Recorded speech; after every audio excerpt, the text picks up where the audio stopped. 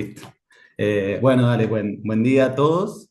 Vengo a presentar este trabajo que se denomina Redefiniendo regiones en el espacio y el tiempo. Es un método de Deep Learning para hacer clustering espacio-temporal. Eh, los objetivos de este trabajo son, en principio, desarrollar una metodología de clustering que tenga restricción espacial, o sea, que lo que nos permiten este tipo de metodologías es construir regiones contiguas en el espacio y para agrupar esas áreas geográficas que tengan como características secuencias temporales. O sea, ya lo que vamos a buscar, o sea, existen metodologías que hacen este clustering, pero lo que no trabajan generalmente son con las series de tiempo.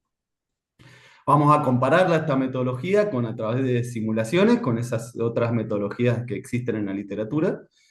Y bueno, y después para probarlo con casos empíricos, lo aplicamos en dos casos. En uno es el caso del contagio y fallecimientos por COVID-19, y el segundo caso es a través de los trabajadores y salarios registrados por departamentos en Argentina.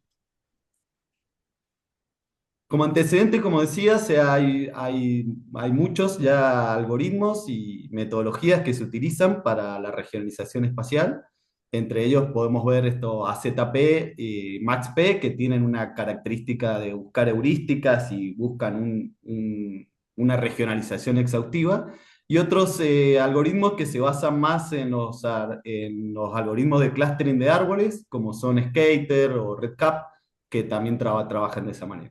Todas las características es que también buscan la restricción espacial está presente y tratan de contener que los clústeres sean contiguos. Digamos. Pero todos trabajan sobre datos, digamos, en el momento de datos en corte temporal y no en series temporales. Como temporales están aparte, también existen metodologías de clustering que trabajan sobre lo que nosotros buscamos hacer, que es tratar de agrupar series temporales por su parecido, por su comportamiento similar durante todos los periodos. Entre eso, bueno, se destaca bastante un método en particular que se utiliza en otras metodologías, como es Dynamic Time Warping, de Sako que en general de lo que se hace es usar las mismas metodologías de clustering que se utilizan para un agrupamiento común, pero cambiarle la función de similitud, que en este caso es de la DTW. Bien. El problema entonces, para ver qué es lo que vamos a tratar de buscar, nosotros vamos a tratar de agrupar n áreas en k regiones. Estas n áreas las vamos a tener conectadas a través de una matriz de contigüidad espacial que la tenemos definida previamente. Esta matriz, o sea, la definimos previamente, definimos cómo queremos que se conecten y ahí lo vamos a tratar de hacer. Cada área consideramos que tiene p variables y cada variable tiene t periodos. Por lo tanto, lo que tenemos que agrupar por cada área tiene una matriz de datos. O sea, cada área tiene una matriz de datos que es lo que vamos a tratar de comparar con las otras unidades o las otras áreas. Obviamente con los otros métodos que yo les mencionaba de la literatura se puede trabajar este problema, que la forma de hacerlo es transformando esa matriz en un vector largo de dimensión t por p. Pero bueno, tenemos el problema que nos quedan vectores de mucha dimensión y por lo tanto las métricas, las medidas de distancia se empiezan a comportar de manera que no correspondiente, digamos. Empiezan a funcionar mal. Por lo tanto, una de las soluciones siempre son la reducción de la dimensión y aplicarla después luego sobre esas reducciones de dimensión. Esa es una parte de lo que vamos a hacer nosotros. Para reducir dimensión, en nuestro caso vamos a tomar un método que son los autoencoders. Los autoencoders son redes neuronales, trabajan con redes neuronales que tienen la particularidad que tienen como salida el mismo espacio de entrada y constan de dos etapas. Primero tenemos una etapa de encoder, que le llamamos que lo que va a buscar es generar las variables latentes a través de una función no continua, o sea, no lineal, digamos, una función, una red neuronal, trata de encontrar y reducir el espacio a pocas variables que sean las variables más significativas. Y luego viene, para terminar de entrenar la red neuronal, en la etapa de decoder, que lo que hace es partir de esas variables latentes y tratar de reconstruir nuevamente el espacio de entrada que se le había otorgado al principio. Entonces, de esa manera podemos ir evaluando la red neuronal y irla mejorando para que las variables latentes sean cada vez mejor representativas del espacio. Gráficamente, el método sería de esta manera, o sea, tenemos acá el input, los datos que ingresan, una red neuronal, que se puede ser del tamaño que quiera, la cantidad de capas que uno elija, digamos, lo elige. Llegamos al espacio latente, que sería acá la reducción, y luego tratamos de volver a obtener el mismo espacio con el que habíamos ingresado. Nuestra metodología la denominamos Spatial Deep Embedding Clustering, que se trata en tratar de construir estas regiones compactas en el espacio.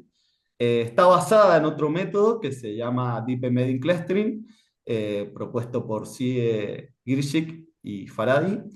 Y la idea es que este tipo de metodología trabaja con los autoencoders, pero no es que tratamos de reducir la dimensión y después hacemos clustering sobre esa reducción de dimensión, sino que el autoencoder va a funcionar dentro del algoritmo y va a tratar de ir, va a ir mejorando a medida que va pasando, a medida que se va entrenando, para que las regiones sean lo más óptimas posible. O sea, vamos a tratar de construir variables latentes que estén lo mejor adaptada posible a la diferenciación de regiones. Eso es lo que va a buscar el algoritmo en este caso.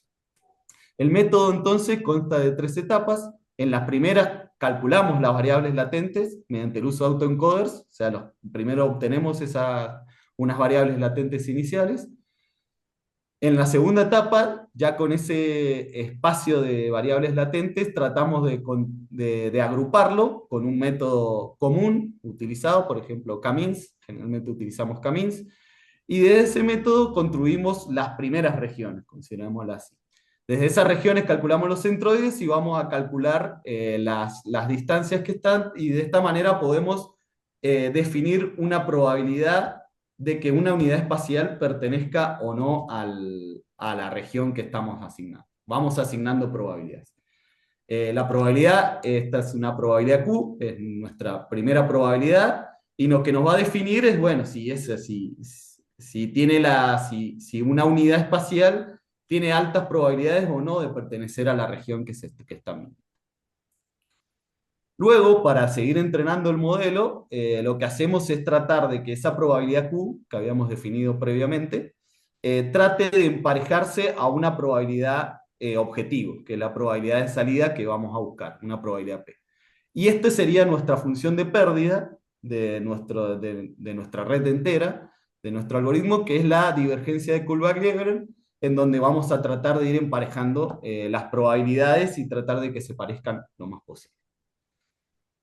Esta probabilidad P que les menciono, que es la probabilidad de salida, es la que define cómo se van a ir agrupando, en definitiva, las unidades espaciales.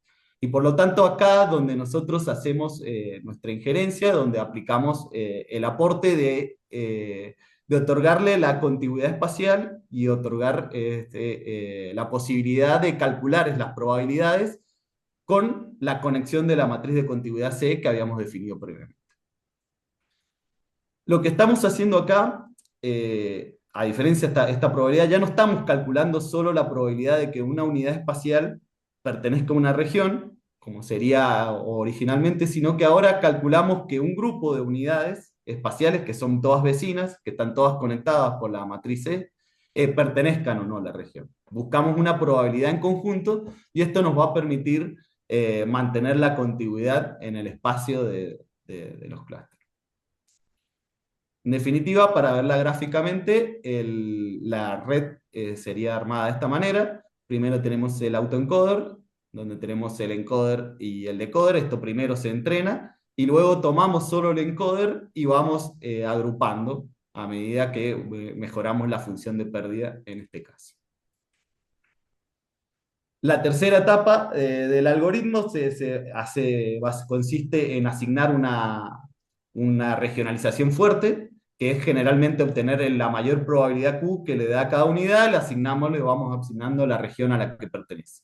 Y luego de que asignamos, volvemos a entrenar a través de técnicas de backpropagation, vamos para atrás y entrenamos toda la red nuevamente, por lo que, como les decía, las variables latentes se van adaptando hacia la regionalización que estamos nosotros tratando de optimizar. Bien.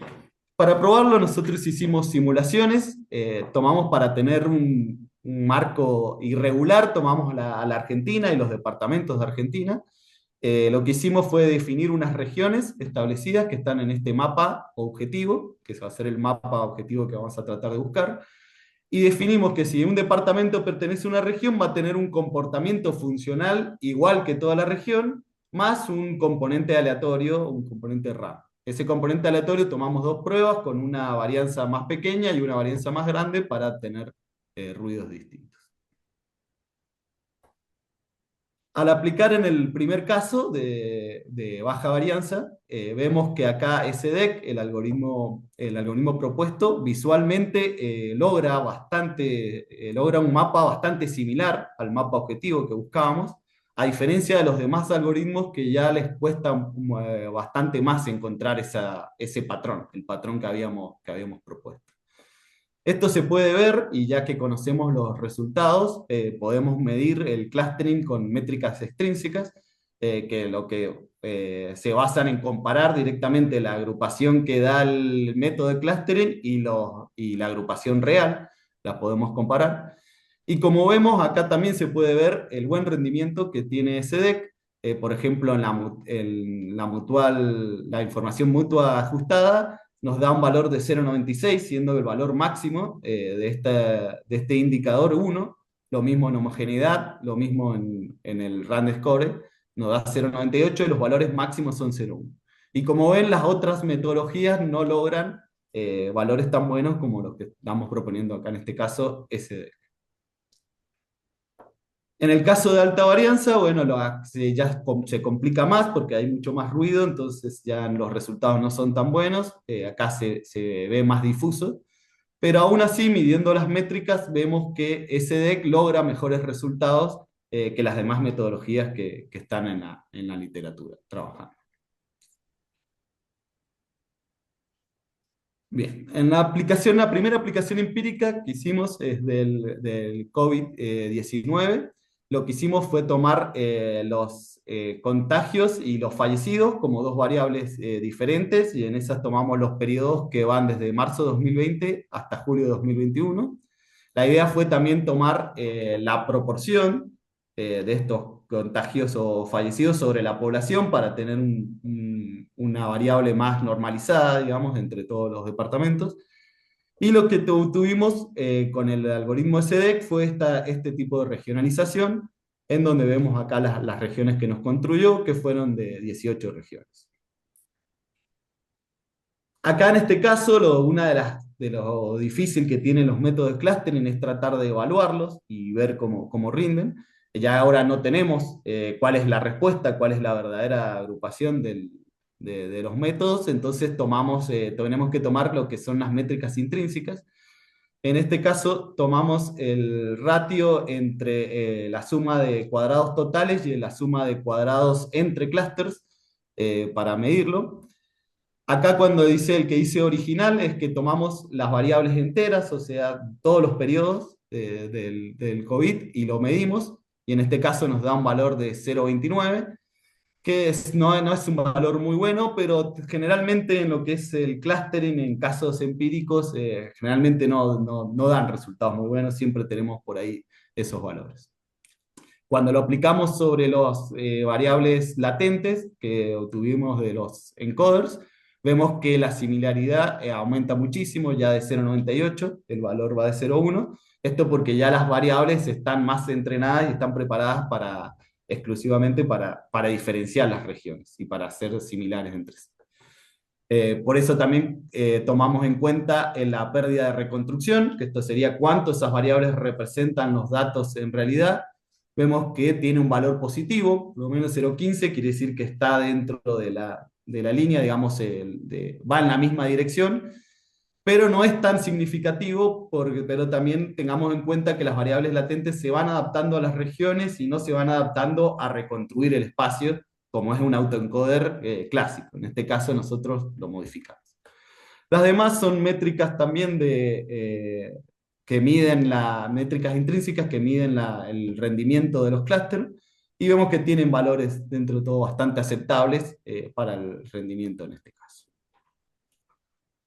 Por supuesto, estos datos, o sea, nosotros tratamos de buscarle una interpretación, que también es lo difícil en este tipo de metodologías, ya que simplemente busca patrones, pero tenemos que buscarlos cómo entenderlos. En este caso, lo que proponemos es agarrar y tomar las regiones en el mapa y elegir una escala de colores por cada región. Entonces, en este caso va a ser de cuando la escala de colores tiene colores claritos, digamos, quiere decir que los valores de la variable son bajos, y cuando los colores son fuertes, quiere decir que la escala de colores, los valores son fuertes. Tomamos 3 periodos para verlo, ya que no me entraba para ver todos los periodos. En este caso, tomamos julio 2020, enero 2021 y julio 2021, como 3 diferencias. Y acá podemos ver que la construcción de las regiones, por ejemplo, bueno, acá en esta zona cerca de Buenos Aires, era con valores fuertes para los casos del COVID. Para enero de 2021 ya había bajado la intensidad, y para julio de 2021 todavía más. O sea, que el comportamiento fue de muy fuerte hacia abajo, cosa que no pasó en otras regiones, como por ejemplo acá la Patagonia, que arrancaba más leve, fue a valores fuertes para enero de 2021 y valores más claros para julio de 2021. En el norte otros comportamientos distintos, por lo que podemos ver en sí que tuvimos una heterogeneidad, que el algoritmo logró detectar una heterogeneidad entre las regiones que no se han comportado de manera similar.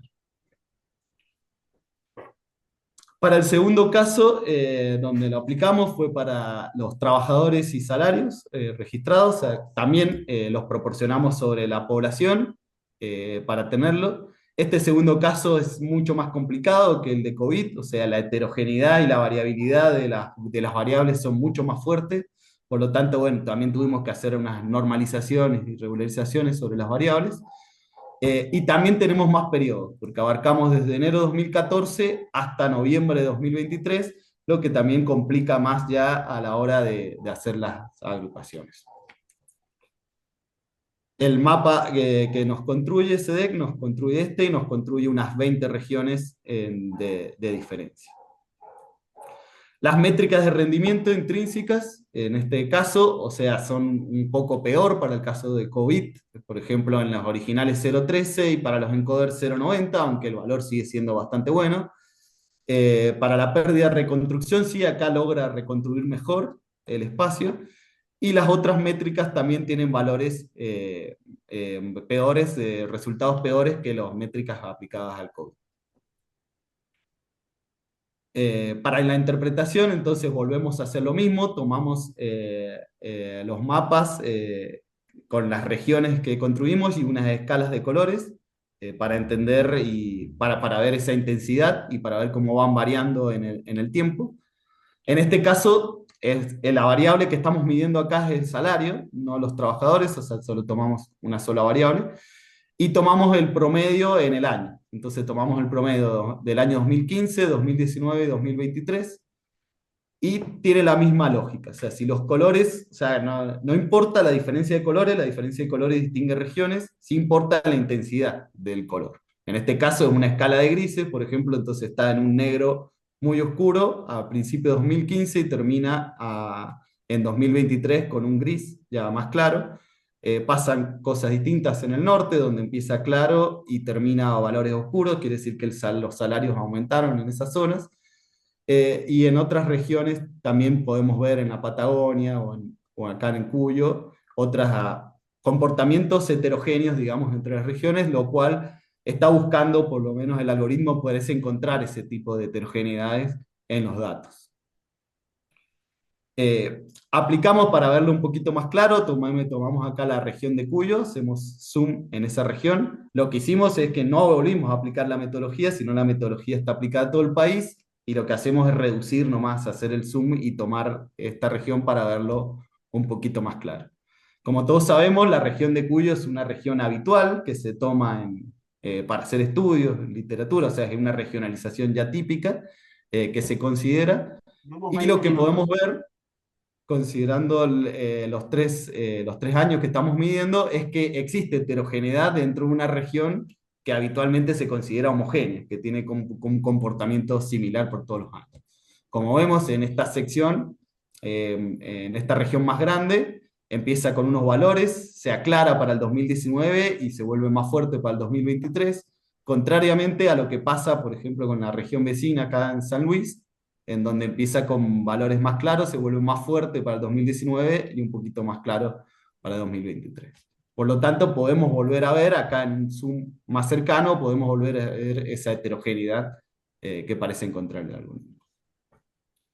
Como conclusiones, entonces, bueno, acá nosotros proponemos SD, que es una metodología de regionalización espacio-temporal. Generalmente las metodologías de regionalización no toman en cuenta el tiempo, no toman en cuenta series temporales, sino que trabajan sobre pocas variables, y por lo tanto acá está es un agregado, digamos, que en donde nosotros estamos proponiendo.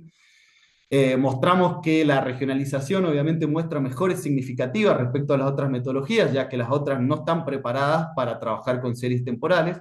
Entonces, por eso funcionan bien en los otros casos, pero no en estas situaciones. Incorporamos autoencoder y redes neuronales, que generalmente no son habituales en economía.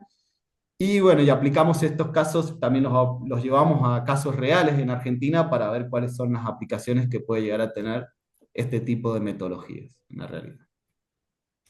Como futuras investigaciones, proponemos integrar la metodología de regionalización con métodos de econometría para evaluar mejor los desempeños en casos empíricos y ver cómo influyen las políticas, a ver si las regiones, cómo se construyen.